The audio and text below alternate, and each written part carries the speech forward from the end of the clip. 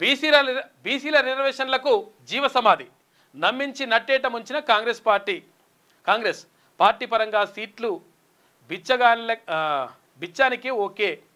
ఇక అగ్రవర్ణ కుట్రను ముందే పసిగట్టిన మల్లన్న పాలాభిషేకాలు పటాసులు సన్మానాలు పొందిన రెడ్డి సీఎం భవిష్యత్తు కార్యాచరణ కోసం సిద్ధమైన బీసీ జేఏసీ అని చెప్పేసి ఒక ప్రత్యేక కథనం వేసింది శనార్థి తెలంగాణ దినపత్రిక.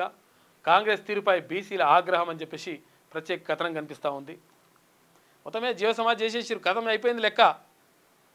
ఇప్పుడు మనం చూడాల్సింది ఏంటంటే వాళ్ళ లెక్క తేల్చాలి. కాంగ్రెస్ పార్టీ చేస్తున్నటువంటి లెక్కకు బరాబర్ లెక్క మళ్ళా వాళ్ళకు ముట్ట చెప్పాలి కదా. ఓట్లు మన దగ్గరనే ఉన్నాయి కదా లెక్క. 42% బీసీ రిజర్వేషన్ల అంశాన్ని కాంగ్రెస్ బొందబెట్టింది. స్థానిక ఎన్నికల్లో బీసీలకు 42% రిజర్వేషన్లు కల్పిస్తామని ఇచ్చిన హామీని ఆ పార్టీ జీవసమాజ్ చేసింది.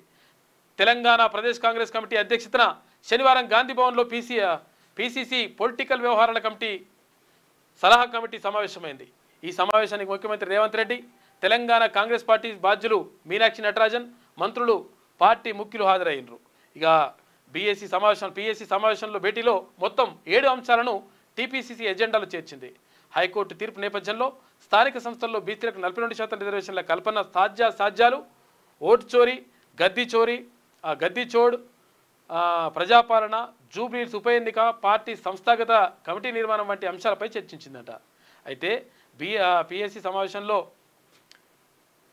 స్థానిక సంస్థల్లో బీసీలకు 42% రిజర్వేషన్లు సాధ్యం కావని తేలిపోయింది. పార్టీ పరంగానే 42% ఇస్తా అంటే ఎట్టి పరిస్థితులు మీ పని అవుతుంది లెక్క, మీ పని చేసేది అవుతుంది లెక్క. తీర్మానం వలన ఫస్ట్ చెప్పిండు.